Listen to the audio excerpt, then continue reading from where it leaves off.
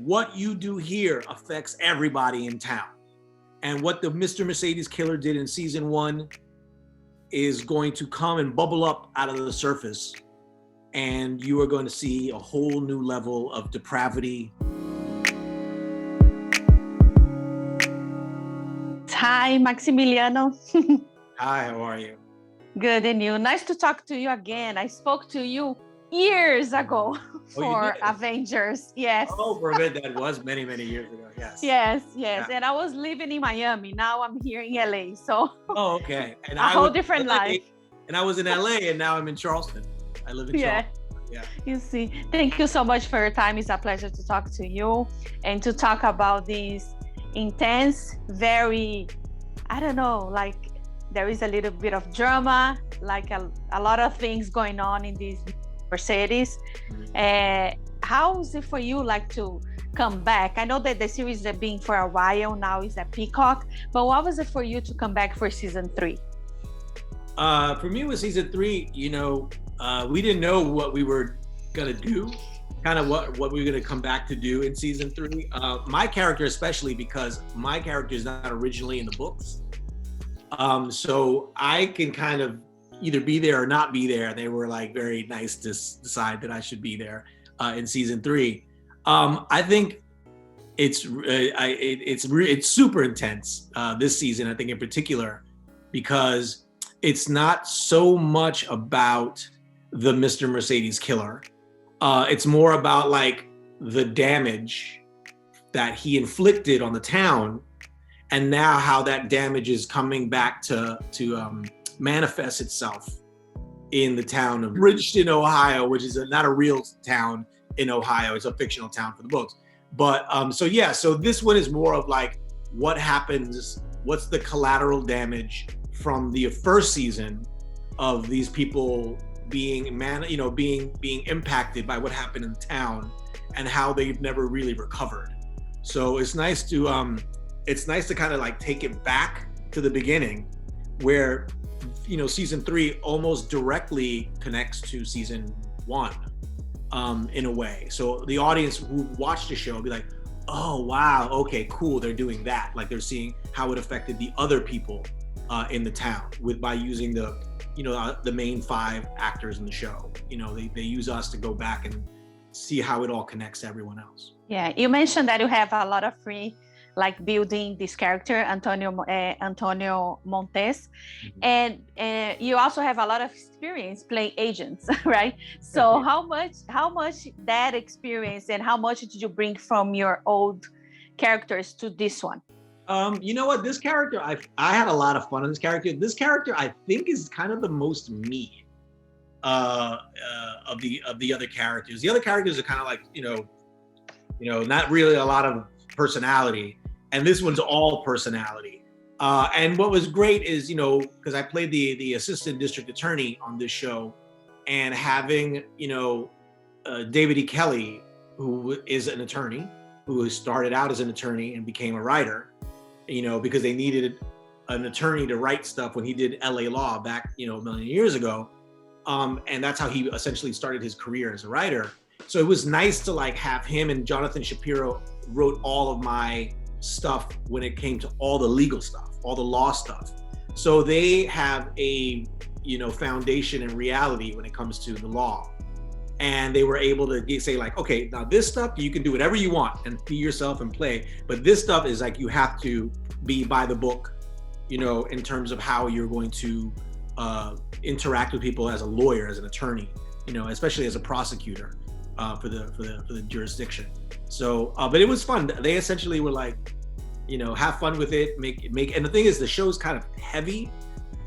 So my whole thing was just infusing as much character-y, funny, kind of like, he says whatever he wants to say out loud into the character to just give it some sort of like range and some, dynamic, movement for the character. When you do things all one way, then you get stuck playing the same thing. I like that you have more freedom and you can create like your own way to be Antonio Montes. And also I want to ask you, how was like work with Brendan Gleeson and this collaboration, and Jack is there as well, and I think you guys have a great team. I loved every minute. Brendan is like phenomenal, like actor. So it made my job a lot easier because I could lean on him. We could lean on each other. My main thing was be prepared to be on time. Be prepared to be on time, and we would find things. We would, in the moment, we both knew, what we were doing. And then it was funny because when you have the freedom, when you know it all and you've learned the material, you rehearse it a little bit, you get it down, it then gives us the freedom to play, like how we want to play. Like, let's play around, let's do something a little different. Let's make a joke here, or let's push the moment here, or whatever. So he's just a pro. He's the greatest. And then having that, and then having Jack Bender, who I'd worked with Jack before on another show. We did a show called The Last Ship, and Jack was on the first 2 seasons of that show. And so I'd known him and I'd worked with him, and he was great. And it was nice falling into that because Jack has been around. Jack started as a theater director, an actor first, then a theater director, and then doing TV and, movies, directing. So, which is essentially the path that I am on as well, like, transitioning to writing and directing as well as being an actor. So it was nice for me to see how he works, and he is so at ease. You never feel as an actor or as a crew member on our show like jumpy or anxious. Or how are we gonna get this? Never. Jack is like, whether he's in his mind going crazy, but for us, it's calm. And he keeps us calm. And, working with him again on the show was nice because I was observing him as someone who wanted to emulate the way he works and how he works and how he deals with actors and how he deals with situations that may be crazy or a lot of stunt work or a lot of, possible CGI work. It was a great teacher to learn from and to see. And I could ask him questions like, and he was always like, oh my God, yeah, you should do this, or you should do this, or how about that, and he would, definitely answer my questions. So it was having a team like that and having like actors like, Justine Loop and, and Jerome and, Harry Treadaway and Brita Wool, like just having and then this season having Kate Mulgrew, who is just like, I'm a huge fan of hers from Star Trek stuff. I'm a nerdy kind of guy like that. So when I found out she was going to play that part, I lost my mind. I was like, are you kidding me? Captain Catherine Janeway That's amazing. Is going to be on my show. I was like freaking out.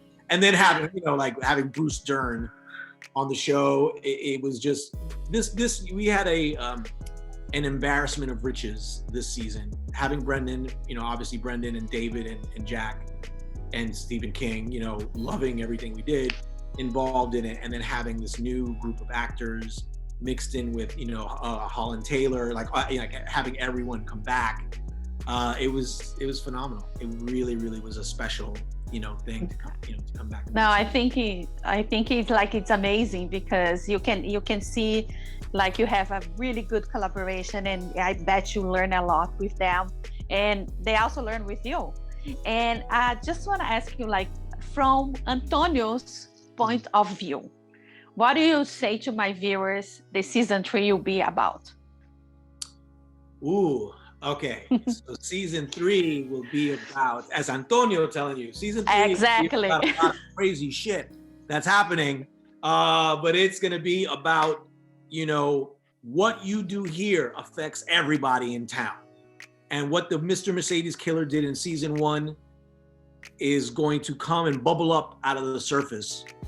And you are going to see a whole new level of depravity and a whole new level of criminality and deceit and double crossing and tricking and twists and turns. This season in particular is a really crazy ride. Yeah, amazing. And also, there is any other project that you're working on? Anything for this year? I know pandemic happened, a lot of things changed, but I don't know. There is anything else coming? Right now, you know, as an actor, you're always like looking for your next project. I've written quite a lot, so I'm in the process of,